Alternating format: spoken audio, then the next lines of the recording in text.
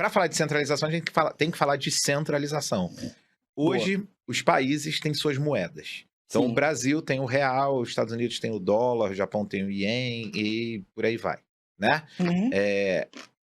E essas são moedas centralizadas e o Bitcoin veio com a Totalmente. ideia, ou o blockchain veio com a ideia de, não, você não precisa ter um banco central, por isso que o nome é Banco Central. Exato. Né? Se eu falar alguma besteira, tu me Não, corrige, que a ideia aqui é essa. Eu não tenho a pretensão de saber tudo, senão eu não falaria sobre o futuro. Tá? Essa é a primeira coisa que eu quero deixar claro para vocês. Tá. Então, mas eu entendo um pouquinho de economia. Então, a gente tem o Banco Central ele é responsável pela toda a política monetária, ou seja, a Exato. política da moeda, a política do dinheiro no país, né? Define taxa de juros, enfim. A gente tem a Casa da Moeda, que é responsável por imprimir, a gente tem o sistema financeiro, o sistema bancário, e dali ocorre dentro de cada país as suas operações. Você falou caráter libertário, você falou descentralização.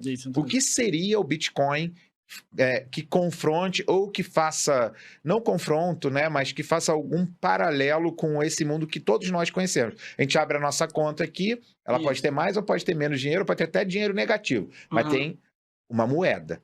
Exato. Como o Bitcoin funciona nesse sentido? Tá, então, vamos voltar só, responder para o pessoal lá a pergunta que ficou em aberto aí, já falando assim, explicando para leigos e não leigos, né? Porque é engraçado, tem uma coisa dentro da ciência que eu acho interessante, que é o seguinte, às vezes, quando você vai descer muito, para explicar muito para leigos, simplificar muito, às vezes fica mais difícil, né?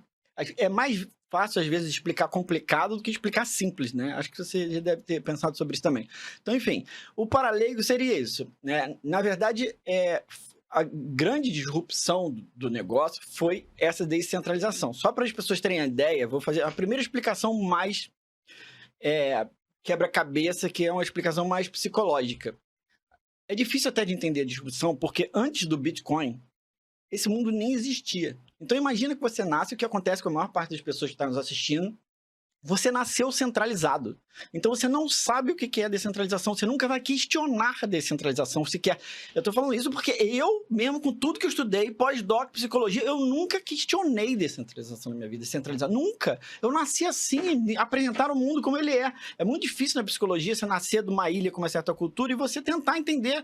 Agora vamos discutir sobre Marte. Cara, você não tem a menor ideia nem se o planeta é redondo, entendeu?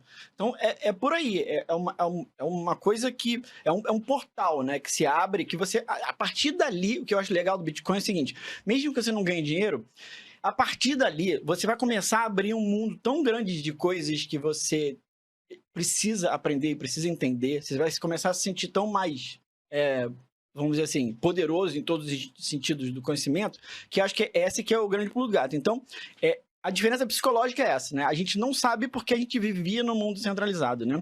E a outra coisa que eu gosto de falar muito também, que às vezes é difícil, mas é o mais simples, é o seguinte. O Bitcoin, muita gente define como, é a primeira moeda virtual, é a primeira moeda digital, tal. E não é nada disso, não tem premissa disso, porque antes do Bitcoin, a nossa moeda já era digital, né? Não sei se todo mundo percebe aqui, mas hoje, né? Pix, cartão de crédito, sei lá, quais mais os exemplos? O teu próprio banco é digital, né? Você banco... faz uma transferência sem usar nota, moeda digital. Exatamente. Tipo, o Banco Central, que é centralizado, emite moeda digital. Ele não fica emitindo aquele clássico negócio da impressora, mais. Aquilo ali deve ser uma fraçãozinha que ele coloca em circulação, mas cada vez menos ele emite um dinheiro físico. O que ele emite é uma linha no banco de dados que o cara aperta um botão e criou-se dinheiro. É assim. Então, moeda digital é fácil das pessoas entenderem, mas é uma definição totalmente equivocada, né, do negócio. Então, você fala assim, Christian, então se o Bitcoin não é uma nova moeda digital, não é o primeiro ativo virtual, cara, o que ele fez de tanto impacto assim na vida e de tudo que a gente vai discutir aqui para frente? O que ele fez é uma nova governança. Olha só que interessante, ninguém fala sobre isso, ninguém vai falar sobre isso. Você não vai ver ninguém de cripto falando muito sobre isso. Mas o que ele mudou foi a governança sobre o dinheiro. Quando ele emite um ativo virtual, ele não tá, um novo Bitcoin, ele não está dizendo que emitiu uma nova linha do banco de dados. Não, ele está dizendo que ele emitiu um novo dinheiro, um novo valor, né, abstrato, digital, intangível, e que não tem mais um dono, ou seja, não tem mais o Banco Central, não tem mais a CVM, não tem mais os Estados Unidos, é o Federal Reserve, um conjunto de políticos que tomam uma decisão, né, dentro de casa e que apertam um botão e deu-se dinheiro em vez de dar próprio benefício de sei lá quem for. Quais são os interesses que estão rolando aí? Então, a governança do mundo, assim, eu costumo dizer, é meio exagerado, mas depois vocês vão descer uma bola. Tipo, na minha opinião, é porque eu tô muito imerso nisso há 10 anos. É tipo uma nova ordem mundial, entendeu? Imagina, o mundo vai mudar, né?